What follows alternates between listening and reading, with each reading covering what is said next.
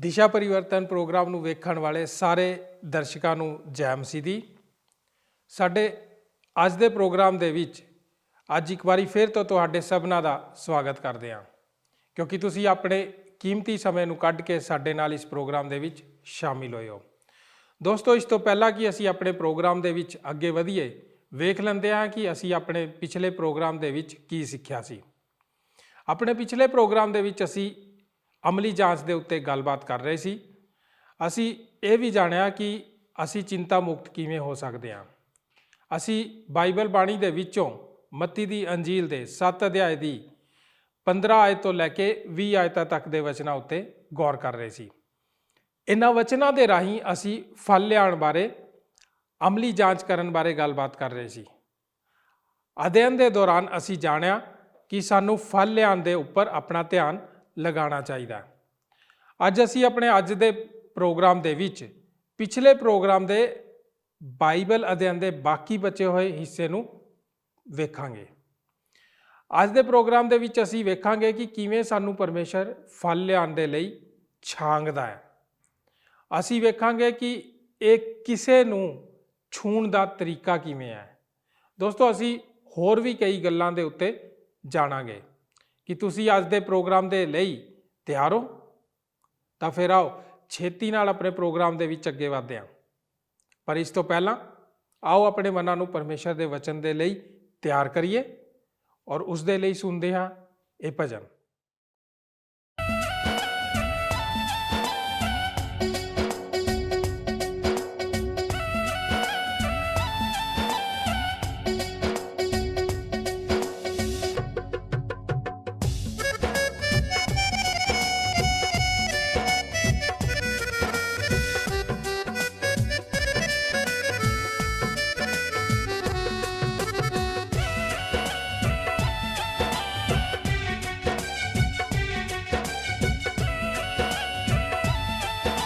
ओ रब्बा मेरे मेहर करी, तेरे दर ते खड़ा मैं दीवाना।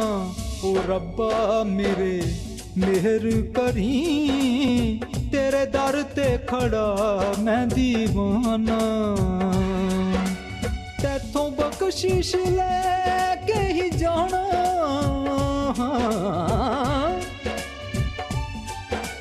तैथों बख्शिश लेके ही जाना, ते खाली हाथ नहीं जाना। ओ रब्बा मेरे मेहर करी, तेरे दर ते खड़ा मैं दीवाना। ओ रब्बा मेरे मेहर करी, तेरे दर ते खड़ा मैं दीवाना।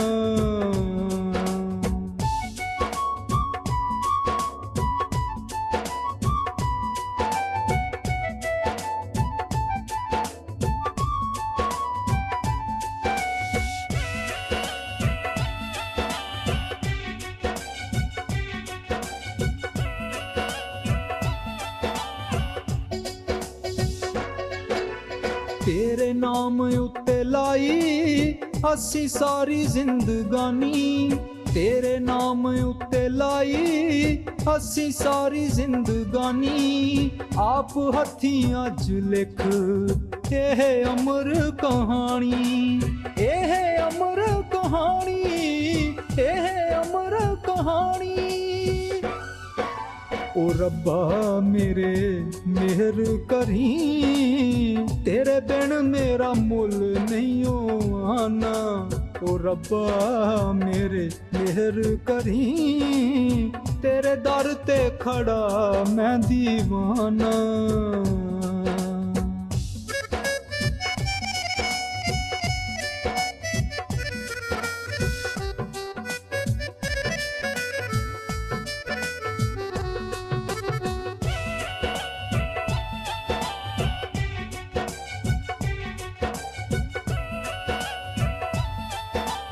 असी तेरे हो गए हाँ, हुण किदे हो सकांगे।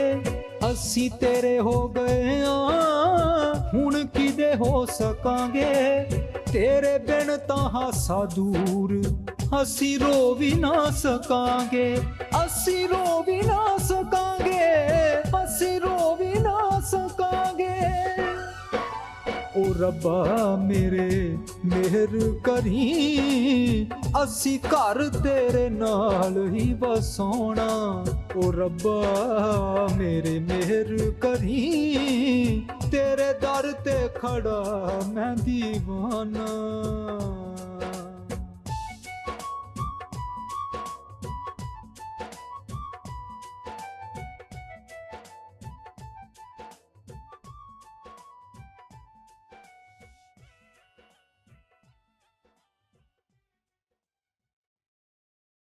ਤੁਸੀਂ ਜਾਣਦੇ ਹੋ, ਮੈਂ ਤੁਹਾਨੂੰ ਪਹਿਲਾਂ ਹੀ ਦੱਸ ਚੁੱਕਾ ਹਾਂ ਕਿ ਮੈਂ ਇਹ ਬਹੁਤ ਪਹਿਲਾਂ ਸੁਣਿਆ ਸੀ।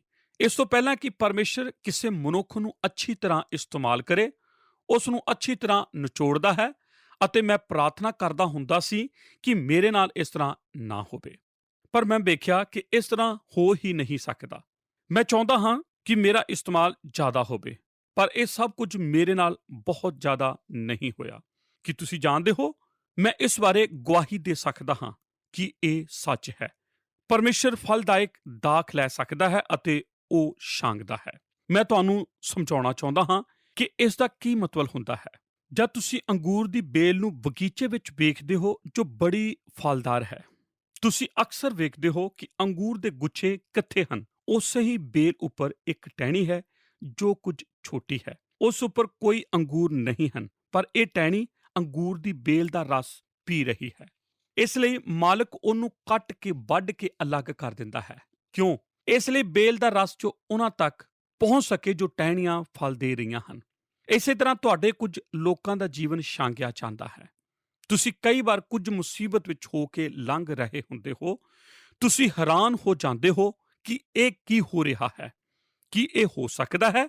ਜੇ ਤੁਸੀਂ ਫਲਦਾਇਕ ਮਸੀਹ ਹੋ, ਪਰਮੇਸ਼ਰ ਜੋ ਦਇਆ ਦਾ ਧਨੀ ਹੈ, ਉਹਨਾਂ ਚੀਜ਼ਾਂ ਨੂੰ ਛਾਂਗ ਰਿਹਾ ਹੁੰਦਾ ਹੈ ਜੋ ਤੁਹਾਡੇ ਫਲ ਦੇਣ ਦੇ ਆਲੇ ਦੁਆਲੇ ਨੁਕਸਾਨ ਦੇਣ ਵਾਲੀਆਂ ਹੁੰਦੀਆਂ ਹਨ। ਤੁਸੀਂ ਜਾਣਦੇ ਹੋ, ਇੰਜ ਹੀ ਉਹ ਕਰਦਾ ਹੈ। ਕਿ ਇਸ ਤਰ੍ਹਾਂ ਨਹੀਂ ਕਰਦਾ? ਉਹ ਆ ਜਾਂਦਾ ਹੈ ਅਤੇ ਆਖਦਾ ਹੈ, ਜ਼ਰਮੀਆ, ਤੂੰ ਇਸ ਜਗ੍ਹਾ ਤੇ ਬਹੁਤ ਜ਼ਿਆਦਾ ਆਪਣੀ ਤਾਕਤ ਲਗਾ ਰਿਹਾ ਹੈ ਅਤੇ ਮੈਂ ਇਸ ਨੂੰ ਤੇਰੇ ਤੋਂ ਦੂਰ ਕਰ ਰਿਹਾ ਹਾਂ।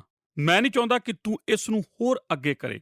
ਤੇਰੀ ਤਾਕਤ ਇਸ ਲਈ ਹੈ ਕਿ ਤੂੰ ਇਸ ਜਗ੍ਹਾ ਤੇ ਹੋਰ ਫਲ ਦੇ। ਪਰਮੇਸ਼ਰ ਇਸੇ ਤਰ੍ਹਾਂ ਹੀ ਕੰਮ ਕਰਦਾ ਹੈ। ਮਸੀਹ ਜੀਵਨ ਇਹੀ ਹੈ। ਮੈਂ ਬਸ ਤੁਹਾਨੂੰ ਇਹ ਦੱਸਣਾ ਚਾਹੁੰਦਾ ਹਾਂ ਕਿ ਫਲ ਲਿਆਉਣਾ ਮਹੱਤਵਪੂਰਨ ਹੈ, ਕਿਉਂਕਿ ਇਹ ਸਾਨੂੰ ਪਰਮੇਸ਼ਰ ਦੇ ਅਨੁਸ਼ਾਸਨ ਵਿੱਚ ਲੈ ਜਾਂਦਾ ਹੈ। ਭਾਗ ਸੱਸਾ, ਇਹ ਦੂਜਿਆਂ ਨੂੰ ਛੂਹਣ ਦਾ ਇੱਕ ਤਰੀਕਾ ਹੈ। ਹੁਣ ਅਗਲੀ ਚੀਜ਼ ਵੱਲ ਧਿਆਨ ਦਿਓ। ਫਲ ਲਿਆਉਣਾ ਮਹੱਤਵਪੂਰਨ ਹੈ ਕਿਉਂਕਿ ਦੂਜਿਆਂ ਨੂੰ ਛੂਹਣ ਦਾ ਇੱਕ ਤਰੀਕਾ ਹੈ। ਮੈਂ ਨਵੇਂ ਨੇਮ ਨੂੰ ਪੜ੍ਹ ਕੇ ਇੱਕ ਚੀਜ਼ ਸਿੱਖੀ ਹੈ। ਉਹ ਇਹ ਹੈ ਕਿ ਜਦ ਕਦੀ ਤੁਸੀਂ ਫਲ ਵੇਖਦੇ ਹੋ ਤਾਂ ਉਸ ਨੂੰ ਇਸ ਸੰਦਰਭ ਵਿੱਚ ਵੇਖਦੇ ਹੋ ਕਿ ਇਹ ਦੂਜਿਆਂ ਦੀ ਮਦਦ ਕਰਨ ਲਈ ਹੁੰਦਾ ਹੈ। ਕਈ ਵਾਰ ਮੈਂ ਲੋਕਾਂ ਨੂੰ ਕਹਿੰਦੇ ਹੋਏ ਸੁਣਦਾ ਹਾਂ ਕਿ ਫਲ ਲਿਆਉਣ ਵਾਲੇ ਬਣੋ, ਅਤੇ ਤੁਸੀਂ ਇਹ ਸਮਝਦੇ ਹੋ ਕਿ ਉਹ ਆਪਣੇ ਲਈ ਆਖਦੇ ਹਨ। ਨਹੀਂ, ਪਰਮੇਸ਼ਰ ਮੇਰੇ ਕੋਲੋਂ ਇਹ ਨਹੀਂ ਚਾਹੁੰਦਾ ਕਿ ਮੈਂ ਡੇਵਿਡ ਜ਼ਰਮੀਆ ਲਈ ਫਲ ਲਿਆਵਾਂ। ਉਹ ਚਾਹੁੰਦਾ ਹੈ ਕਿ ਮੈਂ ਫਲ ਲਿਆਉਣ ਵਾਲਾ ਬਣਾ ਅਤੇ ਬਹੁਤ ਫਲ ਲਿਆਉਣ ਵਾਲਾ ਬਣਾ, ਤਾਂ ਕਿ ਮੈਂ ਦੂਜਿਆਂ ਲਈ ਆਸ਼ੀਸ਼ ਦਾ ਕਾਰਨ ਬਣ ਸਕਾਂ। ਮੈਨੂੰ ਇੱਕ ਔਰਤ ਦੀ ਕਹਾਣੀ ਯਾਦ ਹੈ ਜਿਸ ਨੇ ਇੱਕ ਵਾਰ ਆਪਣੀ ਗਵਾਹੀ ਦਿੱਤੀ ਸੀ, ਜੋ ਬਿਮਾਰ ਨੂੰ ਸ਼ੁਰੂ ਦੇ ਇਲਾਜ ਦੇਣ ਲਈ ਟ੍ਰੇਨਿੰਗ ਲੈ ਰਹੀ ਸੀ। ਉਸ ਨੇ ਆਖਿਆ, ਇੱਕ ਵਾਰ ਮੇਰੇ ਘਰ ਦੇ ਸਾਹਮਣੇ ਭਿਆਨਕ ਐਕਸੀਡੈਂਟ ਹੋਇਆ। ਇੱਕ ਆਦਮੀ ਉੱਥੇ ਲੇਟਿਆ ਹੋਇਆ ਸੀ ਅਤੇ ਉਸ ਦੀਆਂ ਹੱਡੀਆਂ ਚੂਰ-ਚੂਰ ਹੋ ਗਈਆਂ ਸੀ ਅਤੇ ਉਹ ਖੂਨ ਵਿੱਚ ਲੱਥ-ਪੱਥ ਸੀ ਅਤੇ ਉਹ ਬੇਹੋਸ਼ੀ ਦੀ ਹਾਲਤ ਵਿੱਚ ਸੀ। ਅਤੇ ਮੈਨੂੰ ਯਾਦ ਆਇਆ, ਆਪਣੀ ਟ੍ਰੇਨਿੰਗ ਦੇ ਦੌਰਾਨ ਮੈਨੂੰ ਸਮਝਾਇਆ ਗਿਆ ਸੀ ਕਿ ਅਸੀਂ ਆਪਣੇ ਸਿਰ ਪੈਰਾਂ ਦੇ ਦੋਵੇਂ ਗੋਡਿਆਂ ਦੇ ਵਿੱਚ ਕਰ ਲਈਏ ਤਾਂ ਬੇਹੋਸ਼ੀ ਨਹੀਂ ਆਉਂਦੀ। ਮੈਨੂੰ ਬੜੀ ਖੁਸ਼ੀ ਮਿਲੀ ਜਦ ਮੈਂ ਉਸ ਵਿਅਕਤੀ ਨਾਲ ਇਸ ਤਰ੍ਹਾਂ ਹੀ ਕੀਤਾ। ਤੁਸੀਂ ਜਾਣਦੇ ਹੋ, ਇਹ ਇੱਕ ਮੂਰਖਤਾਪੂਰਨ ਕਹਾਣੀ ਹੈ, ਪਰ ਜਾਣਦੇ ਹੋ, ਮਸੀਹ ਲੋਕ ਇਸ ਤਰ੍ਹਾਂ ਦੇ ਹੀ ਹੁੰਦੇ ਹਨ। ਅਸੀਂ ਚਰਚ ਜਾਂਦੇ ਹਾਂ, ਅਸੀਂ ਫਲ ਲਿਆਉਣ ਦੇ ਬਾਰੇ ਸਿੱਖਦੇ ਹਾਂ ਅਤੇ ਅਸੀਂ ਸੋਚਦੇ ਹਾਂ ਜਦ ਕੋਈ ਮੁਸੀਬਤ ਆ ਜਾਂਦੀ ਹੈ ਤਾਂ ਕਿਸ ਤਰ੍ਹਾਂ ਕਰੀਏ। ਸ਼ਾਇਦ ਕੁਝ ਨਹੀਂ ਕਰ ਸਕਦੇ। ਫਲ ਲਿਆਉਣ ਵਾਲਾ ਵਿਅਕਤੀ ਦੂਜਿਆਂ ਨੂੰ ਛੂਹ ਲੈਂਦਾ ਹੈ ਅਤੇ ਇਹ ਹੀ ਕਾਰਨ ਹੈ ਜਿਸ ਲਈ ਪਰਮੇਸ਼ਰ ਸਾਨੂੰ ਆਖਦਾ ਹੈ ਕਿ ਅਸੀਂ ਫਲ ਲਿਆਉਣ ਵਾਲੇ ਬਣੀਏ, ਅਤੇ ਕਿਉਂਕਿ ਉਹ ਸਾਡੇ ਜੀਵਨ ਵਿੱਚ ਫਲ ਵੇਖਣਾ ਚਾਹੁੰਦਾ ਹੈ, ਇਸ ਲਈ ਕਿ ਅਸੀਂ ਦੂਜਿਆਂ ਲਈ ਆਸ਼ੀਸ਼ ਦਾ ਕਾਰਨ ਬਣ ਸਕੀਏ ਅਤੇ ਉਹਨਾਂ ਨੂੰ ਛੂਹ ਸਕੀਏ। ਅਤੇ ਜਦ ਤੁਸੀਂ ਦੂਜਿਆਂ ਲਈ ਜਿਉਣਾ ਸ਼ੁਰੂ ਕਰ ਦਿੰਦੇ ਹੋ ਅਤੇ ਉਹਨਾਂ ਦੇ ਜੀਵਨ ਵਿੱਚ ਫਲ ਲਿਆਉਂਦੇ ਹੋ ਤੁਸੀਂ ਵੇਖੋਗੇ ਕਿ ਤੁਹਾਨੂੰ ਅਸਲ ਆਨੰਦ ਖੁਦ ਬੈ ਖੁਦ ਮਿਲ ਜਾਂਦਾ ਹੈ। ਭਾਗ ਹਾਹਾ ਇਹ ਜਗਤ ਵਿੱਚ ਮਸੀਹ ਨੂੰ ਪ੍ਰਗਟ ਕਰਦਾ ਹੈ। ਨੰਬਰ 5 ਇਹ ਜਗਤ ਵਿੱਚ ਮਸੀਹ ਨੂੰ ਪ੍ਰਗਟ ਕਰਨ ਦੇ ਬਾਰੇ ਹੈ। ਮੈਂ ਤੁਹਾਨੂੰ ਇਹ ਪੁੱਛਣਾ ਚਾਹੁੰਦਾ ਹਾਂ, ਅੱਜ ਜਗਤ ਮਸੀਹ ਨੂੰ ਕਿਸ ਤਰ੍ਹਾਂ ਵੇਖਦਾ ਹੈ? ਕਿ ਤੁਹਾਡੇ ਵਿੱਚੋਂ ਕਿਸੇ ਨੂੰ ਪਿਛਲੇ ਹਫ਼ਤੇ ਉਸ ਨੂੰ ਵੇਖਿਆ ਹੈ ਕਿ ਉਹ ਤੁਹਾਡੀ ਉਸ ਇਮਾਰਤ ਵਿੱਚ ਤੁਰਿਆ ਫਿਰਿਆ ਹੈ ਜਿਸ ਵਿੱਚ ਤੁਸੀਂ ਕੰਮ ਕਰਦੇ ਹੋ?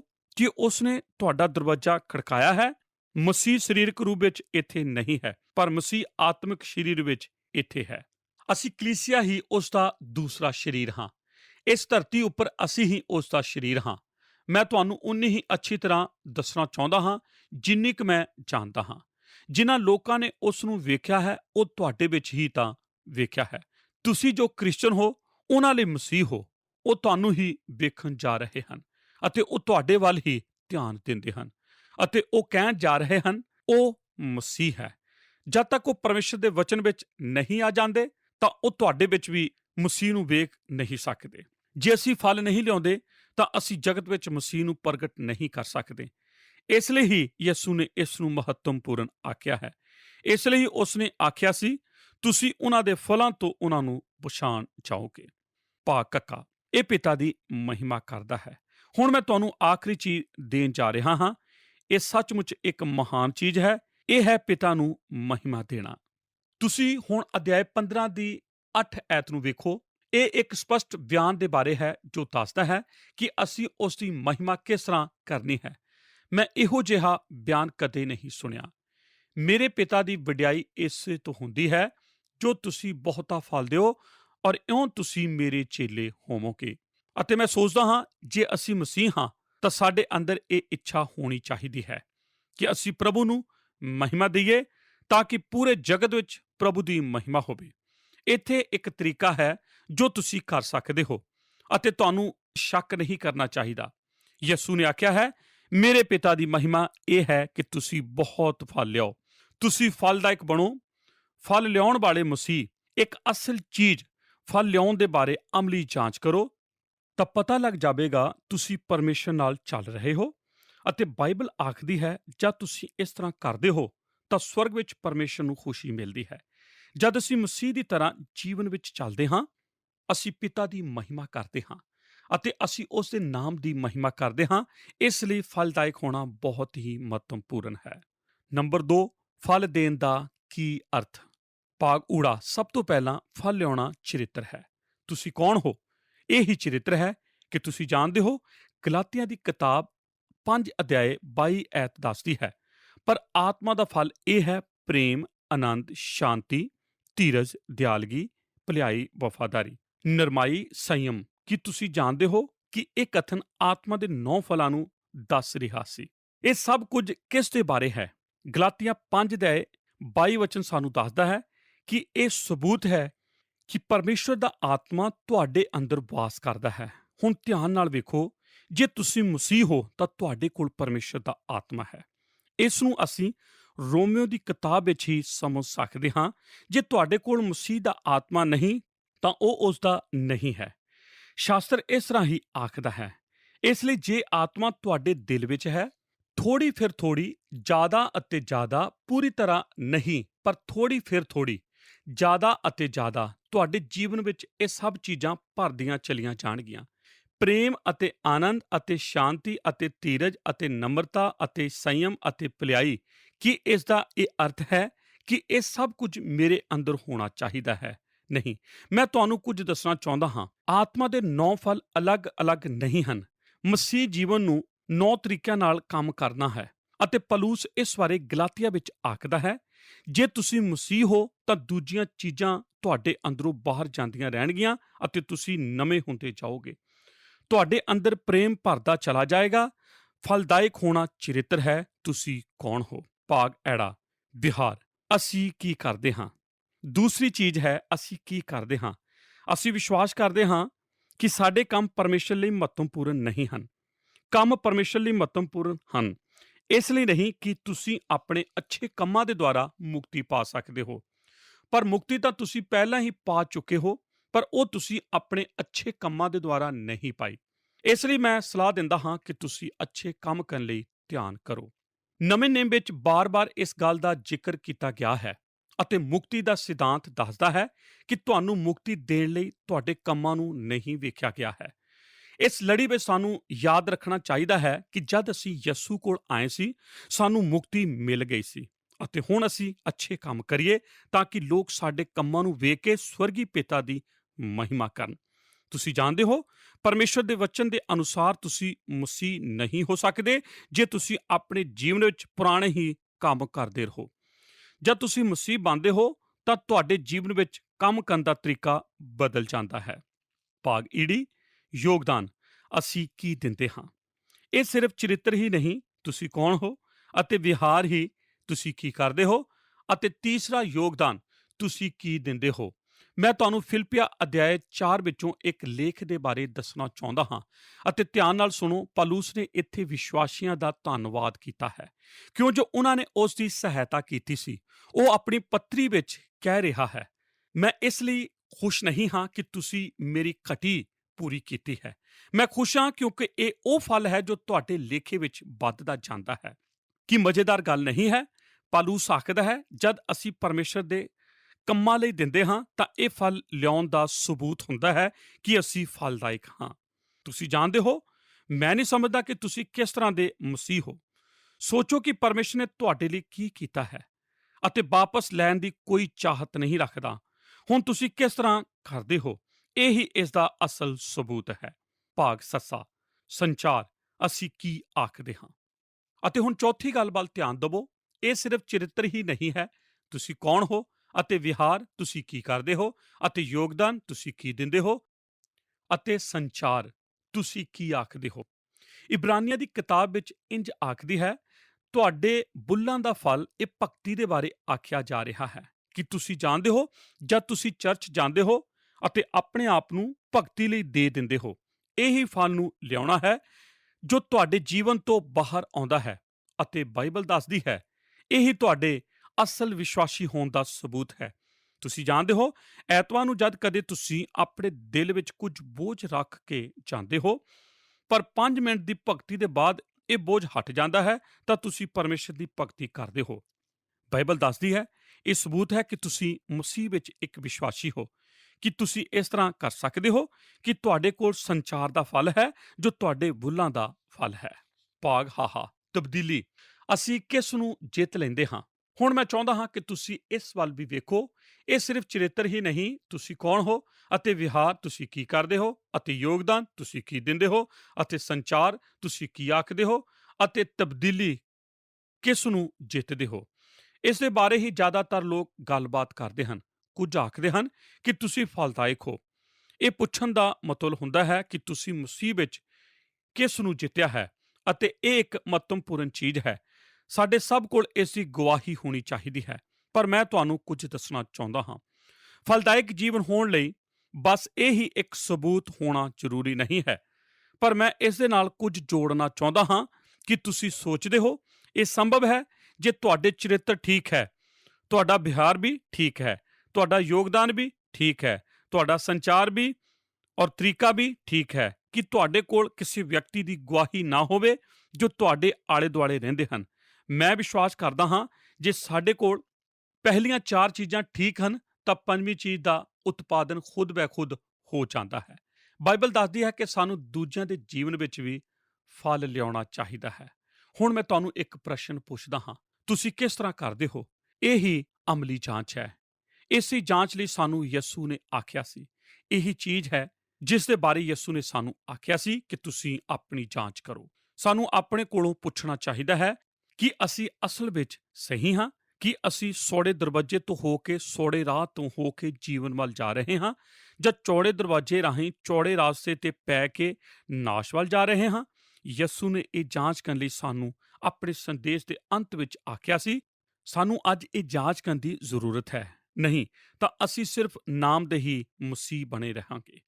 ਅੱਜ ਅਕਸਰ ਵੇਖਿਆ ਜਾਂਦਾ ਹੈ ਕਿ ਹਰੇਕ ਮਸੀਹ ਚਰਚ ਜਾਂਦਾ ਹੈ, ਵਿਸ਼ੇਸ਼ ਕਰਕੇ ਸਾਊਥ ਵਿੱਚ ਇਸ ਤਰ੍ਹਾਂ ਹੀ ਹੁੰਦਾ ਹੈ। ਉੱਥੇ ਦੀ ਸੰਸਕ੍ਰਿਤੀ ਹੀ ਇਹ ਆਦੇਸ਼ ਦਿੰਦੀ ਹੈ ਕਿ ਤੁਸੀਂ ਚਰਚ ਜਾਣਾ ਹੈ, ਅਤੇ ਇਸ ਲਈ ਲੋਕ ਚਰਚ ਜਾਂਦੇ ਹਨ, ਪਰ ਉਹਨਾਂ ਦੇ ਜੀਵਨ ਵਿੱਚ ਕੋਈ ਫਲ ਨਹੀਂ ਹੈ। ਮੈਂ ਸੌ ਦੇ ਉਂਗਲੀ ਨਹੀਂ ਉਠਾ ਰਿਹਾ, ਪਰ ਜ਼ਿਆਦਾਤਰ ਹਰ ਜਗ੍ਹਾ ਇਸ ਤਰ੍ਹਾਂ ਹੀ ਹੁੰਦਾ ਹੈ। ਪਰ ਜੋ ਯਿਸੂ ਚਾਹੁੰਦੇ ਸੀ ਸਾਨੂੰ ਉਸ ਤਰ੍ਹਾਂ ਹੀ ਕਰਨਾ ਚਾਹੀਦਾ ਹੈ। ਉੱਪਰੋਂ ਹੀ ਮਸੀਹ ਬਣ ਕੇ ਨਹੀਂ ਵਿਖਾਉਣਾ ਚਾਹੀਦਾ, ਜੋ ਅਸਲ ਵਿੱਚ ਗਲਤ ਹੈ।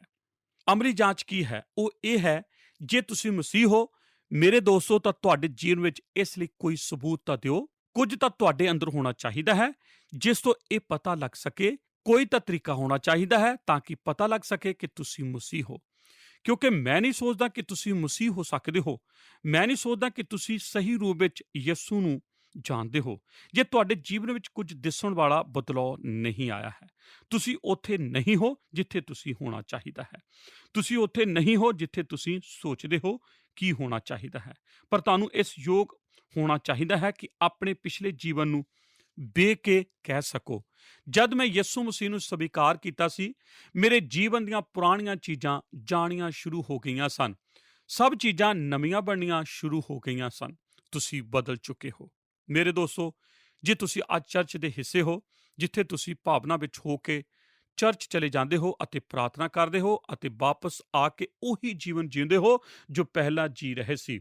ਪਰਮੇਸ਼ਰ ਦੇ ਵਚਨ ਨਾਲ ਕੋਈ ਪ੍ਰੇਮ ਨਹੀਂ ਹੈ। ਪਰਮੇਸ਼ਰ ਨੂੰ ਜਾਣਨ ਦੀ ਕੋਈ ਇੱਛਾ ਨਹੀਂ ਹੈ। ਆਪਣੇ ਜੀਵਨ ਨੂੰ ਬਦਲਣ ਦੀ ਵੀ ਕੋਈ ਇੱਛਾ ਨਹੀਂ। ਤਾਂ ਮੈਂ ਤੁਹਾਨੂੰ ਇਹੀ ਕਹਿੰਦਾ ਹਾਂ ਜੋ ਨਵੇਂ ਨੇਮ ਆਖਦਾ ਹੈ, ਤੁਹਾਨੂੰ ਆਪਣੇ ਆਪ ਨੂੰ ਜਾਂਚਣਾ ਚਾਹੀਦਾ ਹੈ ਤਾਂ ਕਿ ਆਪਣੇ ਆਪ ਨੂੰ ਜਾਣ ਸਕੋ ਕਿ ਤੁਸੀਂ ਵਿਸ਼ਵਾਸ ਵਿੱਚ ਹੋ ਜਾਂ ਨਹੀਂ। ਕਿਉਂਕਿ ਤੁਸੀਂ ਆਖਦੇ ਹੋ ਮੈਂ ਨਹੀਂ ਜਾਣਦਾ। ਜਦ ਤੁਸੀਂ ਸਵਰਗ ਜਾਓਗੇ ਅਤੇ ਪਰਮੇਸ਼ਰ ਦੇ ਸਾਹਮਣੇ ਖੜੇ ਹੋਵੋਗੇ, ਯਿਸੂ ਆਪਣੇ ਸੰਦੇਸ਼ ਦੇ ਅੰਤ ਵਿੱਚ ਇਸ ਦੇ ਬਾਰੇ ਆਪਣੇ ਵਿਚਾਰ ਪ੍ਰਗਟ ਕਰਦਾ ਹੈ। ਆਓ ਅਸੀਂ ਮਤੀ 7 ਅਧਿਆਇ 21 ਵਿੱਚ ਵੇਖੀਏ ਉਹ ਕੀ ਆਖਦਾ ਹੈ।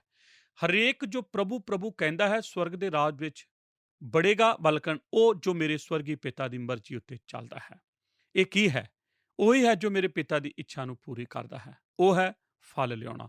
ਉਸ ਦਿਨ ਅਨੇਕ ਮੈਨੂੰ ਆਖਣਗੇ, हे ਪ੍ਰਭੂ, ਕਿ ਅਸਾਂ ਤੇਰੇ ਨਾਮ ਲੈ ਕੇ ਅਗੰਮ ਵਾਕ ਨਹੀਂ ਕੀਤੇ ਅਤੇ ਤੇਰਾ ਨਾਮ ਲੈ ਕੇ ਭੂਤਾਂ ਨੂੰ ਨਹੀਂ ਕੱਢਿਆ ਅਤੇ ਤੇਰਾ ਨਾਮ ਲੈ ਕੇ ਬਹੁਤੀਆਂ ਕਰਾਮਾਤਾਂ ਨਹੀਂ ਕੀਤੀਆਂ।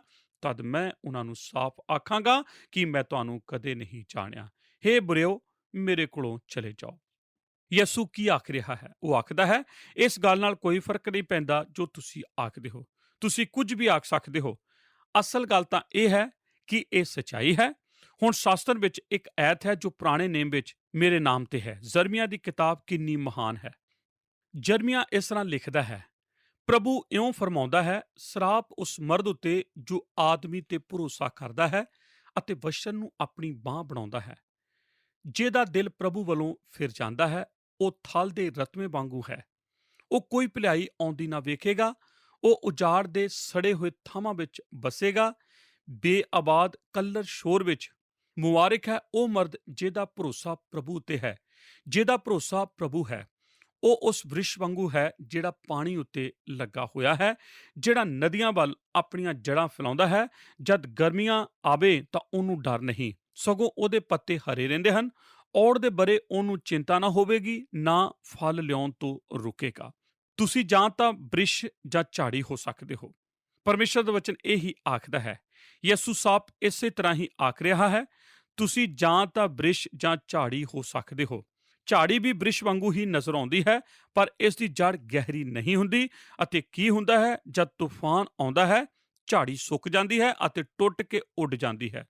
ਤੁਸੀਂ ਕਿਸੇ ਦਿਨ ਪਰਮੇਸ਼ਰ ਦੇ ਸਾਹਮਣੇ ਖੜੇ ਹੋਣ ਜਾ ਰਹੇ ਹੋ ਅਤੇ ਸਪਸ਼ਟ ਹੋ ਜਾਵੇਗਾ ਕਿ ਸੱਚ ਕੀ ਹੈ। ਅਤੇ ਮੈਂ ਆਸ਼ਾ ਕਰਦਾ ਹਾਂ ਕਿ ਤੁਹਾਨੂੰ ਉਹ ਦਿਨ ਯਾਦ ਆਵੇਗਾ ਕਿ ਪਾਸਟਰ ਜਰਮੀਆ ਨੇ ਪਰਮੇਸ਼ਰ ਦੇ ਵਚਨ ਨੂੰ ਖੋਲ ਕੇ ਦੱਸਿਆ ਸੀ।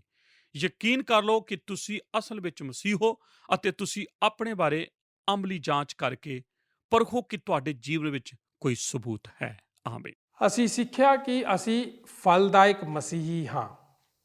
ਅਸੀਂ ਉਹ ਅੰਗੂਰ ਦੀ ਬੇਲ ਹਾਂ ਜਿਹਨੂੰ ਪਰਮੇਸ਼ਰ ਛਾਂਗਦਾ ਹੈ। ਪਰਮੇਸ਼ਰ ਜੋ ਦਇਆ ਦਾ ਧਨੀ ਹੈ, ਉਹਨਾਂ ਸਾਰੀਆਂ ਚੀਜ਼ਾਂ ਨੂੰ ਸਾਡੇ ਆਲੇ ਦੁਆਲੇ ਤੋਂ ਛਾਂਗਦਾ ਹੈ ਜੋ ਸਾਨੂੰ ਨੁਕਸਾਨ ਦੇਣ ਵਾਲੀਆਂ ਹੁੰਦੀਆਂ ਹਨ। ਅਸੀਂ ਸਿੱਖਿਆ ਕਿ ਸਾਨੂੰ ਫਲ ਕਿਉਂ ਲਿਆਉਣਾ ਚਾਹੀਦਾ ਹੈ, ਕਿਉਂਕਿ ਇਹ ਸਾਨੂੰ ਪਰਮੇਸ਼ਰ ਦੇ ਅਨੁਸ਼ਾਸਨ ਦੇ ਵਿੱਚ ਲੈ ਕੇ ਜਾਂਦਾ ਹੈ। ਅਸੀਂ ਜਾਣਿਆ ਕਿ ਇਸ ਦੇ ਦੁਆਰਾ ਪਰਮੇਸ਼ਰ ਦੂਜਿਆਂ ਦੇ ਜੀਵਨਾਂ ਨੂੰ ਛੂੰਹਦਾ ਹੈ। ਫਲ ਲਿਆਉਣਾ ਦੂਜਿਆਂ ਨੂੰ ਛੂਹਣ ਦਾ ਇੱਕ ਤਰੀਕਾ ਹੈ। ਅਸੀਂ ਸਿੱਖਿਆ ਕਿ ਜਦੋਂ ਅਸੀਂ ਲੋਕਾਂ ਦੇ ਜੀਵਨਾਂ ਨੂੰ ਆਪਣੇ ਫਲਾਂ ਦੇ ਦੁਆਰਾ ਛੂੰਹਦੇ ਹਾਂ ਤਾਂ ਸਾਨੂੰ ਇੱਕ ਅਦਭੁਤ ਆਨੰਦ ਮਿਲਦਾ ਹੈ। ਅਸੀਂ ਇਹ ਵੀ ਜਾਣਿਆ ਕਿ ਫਲ ਲਿਆਣਾ ਜਗਤ ਦੇ ਵਿੱਚ ਮਸੀਹ ਨੂੰ ਪ੍ਰਗਟ ਕਰਦਾ ਹੈ।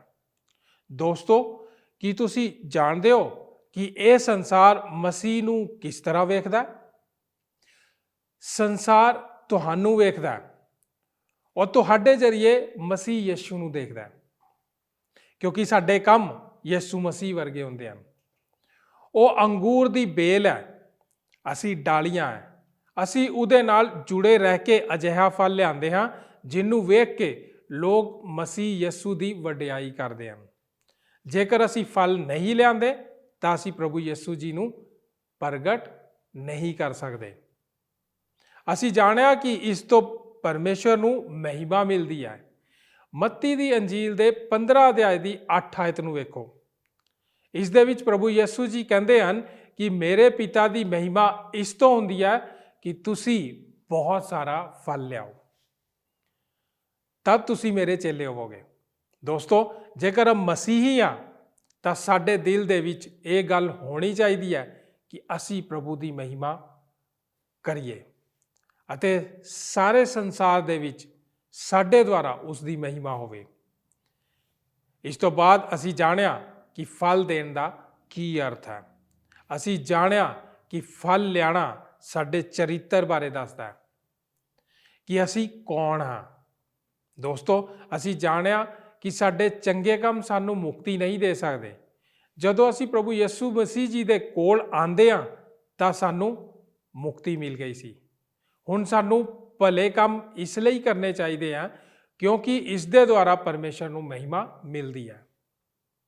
ਦੋਸਤੋ, ਸਾਨੂੰ ਉਮੀਦ ਹੈ ਕਿ ਸਾਡੇ ਅੱਜ ਦੇ ਪ੍ਰੋਗਰਾਮ ਤੋਂ ਤੁਹਾਨੂੰ ਬੜੀ ਆਸ਼ੀਸ਼ ਮਿਲੀ ਹੋਏਗੀ। ਸਾਡਾ ਇਹ ਪ੍ਰੋਗਰਾਮ ਤੁਹਾਨੂੰ ਪਸੰਦ ਆਇਆ ਹੋਗਾ। ਇਸ ਦਾ ਬਹੁਤ ਸਾਰਾ ਆਤਮਿਕ ਲਾਭ ਵੀ ਤੁਹਾਨੂੰ ਮਿਲਿਆ ਹੋਏਗਾ। ਹੁਣ ਅਸੀਂ ਆਪਣੇ ਪ੍ਰੋਗਰਾਮ ਨੂੰ ਇੱਥੇ ਹੀ ਸਮਾਪਤ ਕਰਦੇ ਹਾਂ। ਸਾਨੂੰ ਰੁਖਸਤ ਹੋਣ ਦੀ ਇਜਾਜ਼ਤ ਦਿਓ। ਅਗਲੇ ਪ੍ਰੋਗਰਾਮ ਦੇ ਵਿੱਚ ਫੇਰ ਮੁਲਾਕਾਤ ਕਰਾਂਗੇ। ਆਓ ਪ੍ਰਾਰਥਨਾ ਕਰੀਏ। ਸਾਡੇ ਅਨੁਗ੍ਰਹਕਾਰੀ ਦਿਆਲੂ ਪਰਮੇਸ਼ਰ ਪ੍ਰਭੂ ਯਿਸੂ ਮਸੀਹ ਜੀ ਦੇ ਨਾਂ 'ਚ ਤੁਹਾਡਾ ਧੰਨਵਾਦ ਦਿੰਦੇ ਹਾਂ ਪ੍ਰਭੂ ਕਿ ਤੁਸੀਂ ਆਪਣੇ ਵਚਨ ਦੇ ਦੁਆਰਾ ਸਾਨੂੰ ਫਲ ਲਿਆਉਣ ਬਾਰੇ ਸਿਖਾਇਆ। ਤੁਸੀਂ ਸਿਖਾਇਆ ਕਿ ਫਲ ਲਿਆਉਣ ਦਾ ਮਤਲਬ ਕੀ ਹੈ ਔਰ ਇਸ ਦੀ ਜ਼ਰੂਰਤ ਕੀ ਹੈ। ਪਿਤਾ ਪਰਮੇਸ਼ਰ, ਤੁਹਾਡਾ ਧੰਨਵਾਦ ਕਰਦੇ ਹਾਂ ਕਿ ਤੁਸੀਂ ਆਪਣੇ ਵਚਨਾਂ ਦੇ ਦੁਆਰਾ ਸਾਨੂੰ ਆਸ਼ੀਸ਼ ਦਿੱਤੀ ਔਰ ਇਹ ਸਿਖਾਇਆ ਕਿ ਅਨੁਸ਼ਾਸਨ ਵਾਸਤੇ ਜ਼ਰੂਰੀ ਹੈ ਔਰ ਤੁਹਾਡੀ ਮਹਿਮਾ ਲਈ ਫਲ ਲਿਆਉਣਾ ਬਹੁਤ ਜ਼ਰੂਰੀ ਹੈ, ਕਿਉਂਕਿ ਜਦ ਅਸੀਂ ਫਲ ਲਿਆਉਂਦੇ ਹਾਂ ਅਸੀਂ ਲੋਕਾਂ ਦੇ ਜੀਵਨਾਂ ਨੂੰ ਛੂੰਹਦੇ ਹਾਂ ਔਰ ਤੁਸੀਂ ਸਾਡੇ ਦੁਆਰਾ ਉਹਨਾਂ ਨੂੰ ਆਸ਼ੀਸ਼ ਤੇ ਬਰਕਤ ਦਿੰਦੇ ਹੋ। ਅੱਜ ਪਿਤਾ ਪਰਮੇਸ਼ਰ, ਇਸ ਵਚਨ ਦੇ ਦੁਆਰਾ ਤੁਸੀਂ ਸਾਡੇ ਦਰਸ਼ਕਾਂ ਨੂੰ ਛੂਹੋ, ਉਹਨਾਂ ਨੂੰ ਆਸ਼ੀਸ਼ ਔਰ ਬਰਕਤ ਦਿਓ, ਉਹਨਾਂ ਦੀ ਜ਼ਰੂਰਤਾਂ ਨੂੰ ਸਵਰਗ ਤੋਂ ਪੂਰੀ ਕਰੋ। ਜਿੰਨੀ ਵੀ ਪ੍ਰਭੂ ਜੀ ਉਹਨਾਂ ਦੀ ਜ਼ਰੂਰਤਾਂ ਹੈ ਸਾਰੀਆਂ ਪੂਰੀਆਂ ਕੀਤੀਆਂ ਜਾਣ, ਸਾਰੇ ਛੂਏ ਜਾਣ, ਸਾਰੇ ਪ੍ਰਭੂ ਜੀ ਤੁਹਾਡੇ ਆਨੰਦ ਨੂੰ ਮਹਿਸੂਸ ਕਰਨ। ਸਾਰੇ ਪਿਤਾ ਪਰਮੇਸ਼ਰ ਫਲ ਲਿਆਉਣ ਵਾਲੇ ਹੋਣ। ਸਾਰਿਆਂ ਦੇ ਜੀਵਨ 'ਚ ਤੁਹਾਡਾ ਅਭਿਸ਼ੇਕ ਉਬੜੇ ਔਰ ਸਾਰਿਆਂ ਦੇ ਜੀਵਨਾਂ ਤੋਂ ਤੁਹਾਨੂੰ ਮਹਿਮਾ ਮਿਲੇ। ਯਿਸੂ ਨਾਸਰੀ ਜੀ ਦੇ ਨਾਂ 'ਚ ਇਸ ਪ੍ਰਾਰਥਨਾ ਨੂੰ ਮੰਗਦੇ ਹਾਂ। ਆਮੀਨ। ਸਾਰਿਆਂ ਨੂੰ ਜੈ ਮਸੀਹ ਦੀ। ਕੀ ਤੁਹਾਨੂੰ ਇਹ ਪ੍ਰੋਗਰਾਮ ਪਸੰਦ ਆਇਆ? ਹੁਣੇ ਸਾਨੂੰ ਇੱਕ ਮਿਸ ਕਾਲ ਦਿਓ ਤੇ ਤੁਸੀਂ ਅਗਲੇ ਜੇਤੂ ਹੋ ਸਕਦੇ ਹੋ।